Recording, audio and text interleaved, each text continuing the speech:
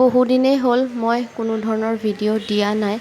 আচলতে আমাৰ জীৱনত কেতিয়াবা হঠাতে এনেকুৱা কিছুমান ঘটনা ঘটি যায় যে ধুনীয়াকৈ চলি থকা আমাৰ জীৱনবিলাক হঠাতে স্তব্ধ হৈ যায়। আমি যেন নৰ্মেল হ'বই নোৱাৰোঁ। এনেকুৱা এজাক ধুমুহা হঠাতে আমাৰ জীৱনলৈ আহিল যে আমাৰ নৰ্মেলকৈ চলি থকা সকলোখিনি যেন খেলি মেলি হৈ গ'ল হঠাতে।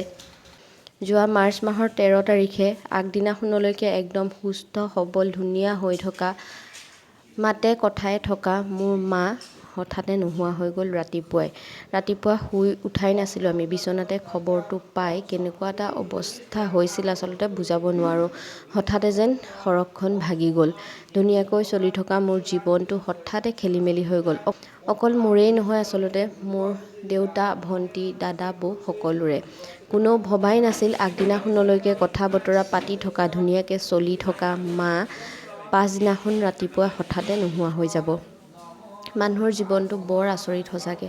বিশেষকৈ মা নোহোৱা জীৱনটো, মা নোহোৱাৰ পাছত কেনেকুৱা যে মোৰ অনুভৱ হৈ আছে বুজাব পৰা নাই। মা হেৰাই যোৱা আজি প্ৰায় 18-19 দিন মানেই হ'ল, কিন্তু আজিলৈও আমি নৰ্মেল হ'বই পৰা নাই। কথাটো মানে মানি ল'বই পৰা নাই যে মা আমাৰ মাজত নাই।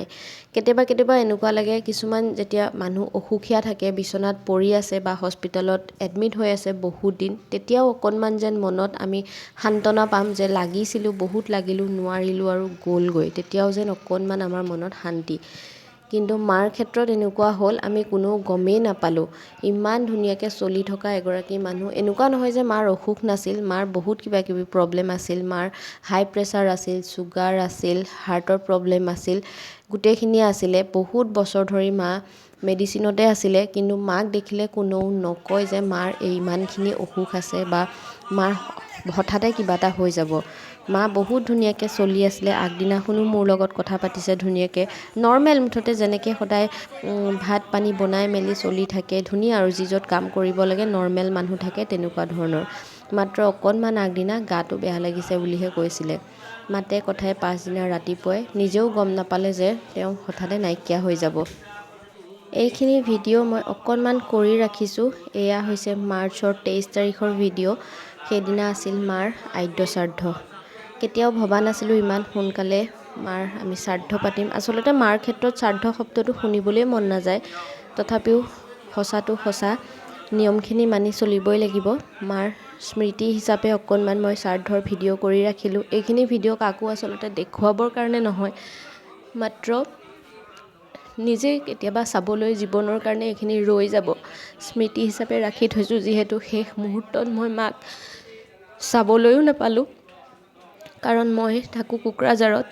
বহুত বেছি দূৰ হয়, 12 ঘণ্টাৰ ৰাস্তা কোকৰাঝাৰৰ পৰা যোৰহাটলৈ।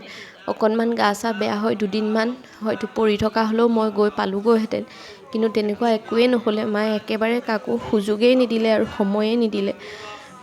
হঠাতে ৰাতিপুৱা ঘটনাটো ঘটি গ'ল 5:30মান বজাত। মই বিচনাতে খবৰ পাই ঘৰ গৈ পাওঁগৈ মানে, কোকৰাঝাৰৰ পৰা যোৰহাট গৈ পাওঁগৈ মানে ৰাতি 10টা বাজিলে। আৰু সিমান সময় আচলতে মাক ৰাখি থোৱাটো সম্ভৱ নাছিলে, যাৰ কাৰণে মাক অন্তিম সংস্কাৰ দেউতাহঁতে কৰি দিলে।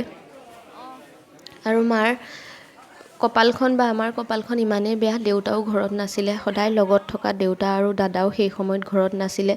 দুদিন আগত গুৱাহাটীলৈ গৈছিলে দাদাৰ কিবা এটা অসুখৰ ট্ৰিটমেণ্টৰ কাৰণে, আৰু সেই দুদিন নাথাকোঁতেই এইফালে মাৰ এইটো ঘটনা ঘটি গ'ল। মুঠতে আমাৰ ঘৰত কেনেকুৱা এটা ছিটুৱেশ্যন হৈছিলে সেইটো আচলতে বুজাই ক'ব নোৱাৰি। মায়ে দেউতাকো নাপালে, দাদাকো নাপালে। মইতো দূৰত থাকোঁ বুলিয়ে মই নাপালোঁ। মই মাৰ অন্তিম সময়কণতো একেবাৰে দেখা নাপালোঁ, মৃত্যুৰ পাছতো মাক দেখা নাপালোঁ। সেয়েহে অকণমান শ্ৰাদ্ধৰ দিনটোকে মই এনেকৈ স্মৃতি হিচাপে ৰাখি থৈছোঁ, নিজে যাতে কেতিয়াবা ভৱিষ্যতে চাব পাৰোঁ। কাৰণ মাৰ লগত শেষত কথা পতাটো দূৰ, মাক মই অকণমান দেখিও নাপালোঁ। যিয়েই নহওক, মানুহ লাহে লাহে নৰ্মেল হ'বই লাগিব। কাৰো লগত কোনো আচলতে যাব নোৱাৰে, সেইটো সত্য ঘটনা, সত্য কথা। আগবাঢ়িবলৈ চেষ্টা কৰি আছোঁ। যিহেতু ভণ্টি আছে, দেউতা আছে, তাহাঁতৰ প্ৰতিও মোৰ কিছুমান দায়িত্ব আছে। ইমান দিনে ঘৰখন মায়ে চম্ভালি আছিলে, মই দূৰত থাকিলেও দূৰৰ পৰাই যিমানখিনি পাৰোঁ তেওঁলোকক ছাপোৰ্ট দিব লাগিব, ঘৰখন চাব লাগিব। মই যিহেতু ঘৰৰ ডাঙৰ ছোৱালী, গতিকে সেইখিনি সদায় কৰি যাবলৈ চেষ্টা কৰিম। ভিডিঅ'টো অকণমান এনেকৈ কৰি ৰাখিলোঁ আৰু লাহেকৈ যেতিয়া অকণমান নৰ্মেল হ'ম আকৌ আগৰ দৰে ভিডিঅ' দিবলৈ চেষ্টা কৰিম। আগবাঢ়ি যাবই লাগিব, কোনো কাৰো লগত যাব নোৱাৰে। ইয়াতে আজি শেষ কৰিলোঁ। আকৌ যেতিয়া অলপ ভাল হ'ব, জীৱনটো ভালদৰে চলাব পাৰিম, আকৌ আগৰ ধৰণে ভিডিঅ' দিম।